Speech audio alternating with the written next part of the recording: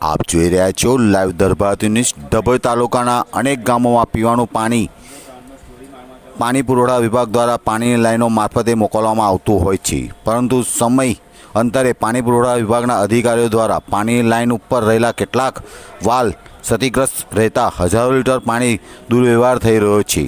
જલ એ જીવન સૂત્રથી સરકાર એક તરફ જ્યારે પાણી બચાવ અભિયાન ચલાવે છે, પરંતુ કેટલાક વિસ્તારોમાં પાણી બચાવ અભિયાન નિરર્થક જોવા મળે છે। ડભોઈ તાલુકાના નડા ગામેથી મોટા બીપુરા જવાના માર્ગ ઉપર છેલ્લા ઘણા સમયથી 3 થી 4 વાલ પાણી છોડવાના સમય દરમિયાન લીકેજ થતા નજરે પડ્યા હતા।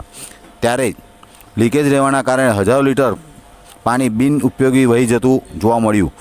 ત્યારે પાણી પુરવઠા વિભાગના અધિકારીઓ વહેલી તકે તાલુકાના ગ્રામ્ય વિસ્તારોમાં લીકેજ રહેલા વાલ રિપેરિંગ કરે તેવી વ્યાપક પ્રમાણમાં માંગ ઉઠવા પામી છે।